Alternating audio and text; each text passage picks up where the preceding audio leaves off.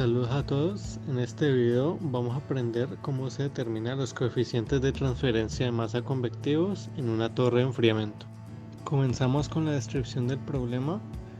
El enfriamiento en cualquier tipo de torre se obtiene por fenómenos de naturaleza termodinámica, bien conocidos y estudiados: transmisión de calor del agua al aire y evaporación parcial del agua.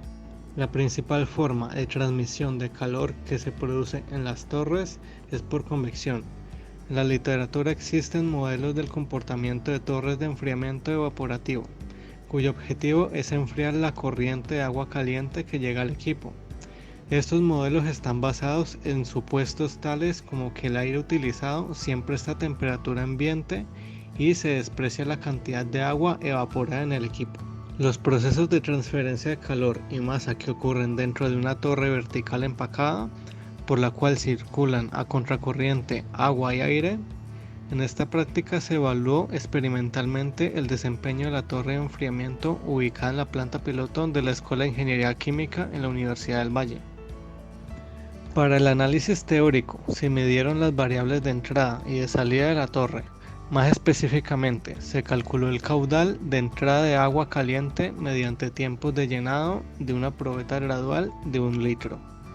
Además, se midieron las temperaturas de entrada y de salida del agua por medio de una termocupla, así como también las temperaturas de bulbo seco y bulbo húmedo del aire en la entrada, esta temperatura ambiente, y en la salida, en la parte superior del equipo, correspondientemente.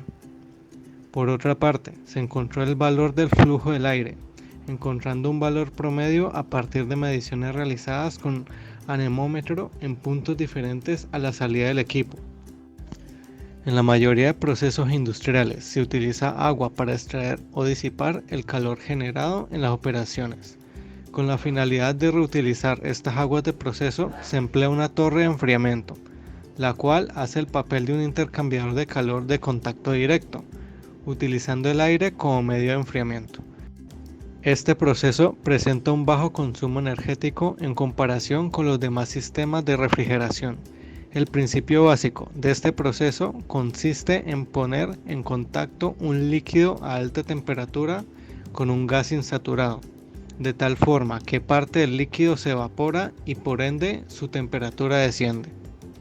Ahora vamos con materiales y métodos. Las determinaciones prácticas se realizaron en la torre de enfriamiento de la Escuela de Ingeniería Química presente en la planta piloto. El diseño estándar para el aparato se describe como aparece en la imagen. La torre de enfriamiento consiste en una bomba de aire, un manómetro de flujo de aire, una bomba de agua y una unidad de calefacción, rotámetro y columna de enfriamiento. También utilizamos un registrador de datos de temperatura digital que muestra las lecturas de temperatura de los flujos de entrada, bulbos húmedos y secos. Sin embargo, por cuestiones técnicas, se realizó un sistema continuo utilizando la bomba del sistema, un condensador y una piscina de agua caliente con un intercambiador improvisado. Para el desarrollo experimental se dividió en 5 pasos. Para el primer paso vamos a identificar las partes del sistema y antes de encender el equipo vamos a llenar el tanque de la torre de enfriamiento. Segundo, después de 10 minutos, tiempo para la estabilización de la torre, se realizan las lecturas de bulbo húmedo, bulbo seco de la entrada del aire y temperatura de entrada del agua. Tercero, a los 15 minutos de estabilización, se mide la velocidad del aire en la parte superior de la torre, donde se encuentra el ventilador de la torre. Cuarto, con ayuda de un higrómetro tomamos el porcentaje de humedad del aire de entrada del bulbo húmedo y seco. Quinto, y finalmente se registra la temperatura del agua de salida con un termómetro. Para que el dato fuera correcto se medía la temperatura al final de cada operación, que para los cálculos se utilizó la temperatura promedio. Este es un video de cómo funciona el ventilador de una torre de enfriamiento.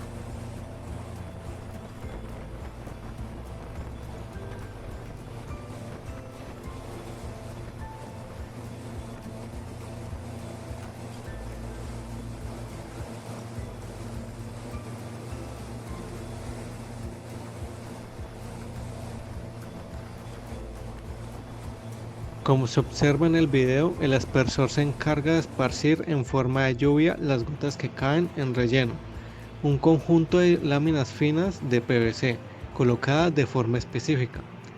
Este tiene la finalidad de aumentar la superficie y el tiempo de contacto entre el aire y el agua, fomentando la eficiencia del enfriado. El agua ya refrigerada pasa a un depósito que la recoge a una temperatura menor a la de entrada.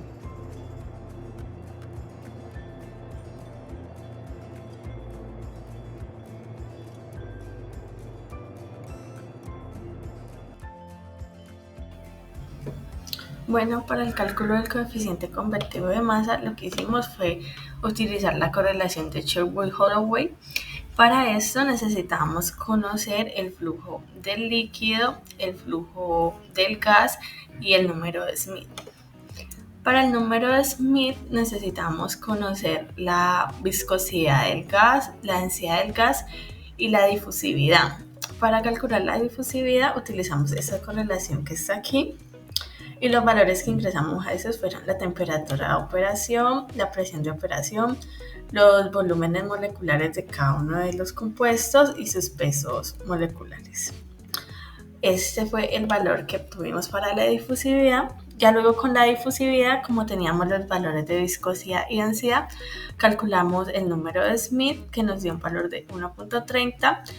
Y ya con eso teníamos todo para calcular el coeficiente convectivo, el cual nos dio este valor en estas unidades. Y para pasarlo a las unidades que usualmente lo conocemos, lo que hicimos fue dividirlo por el área y el peso molecular.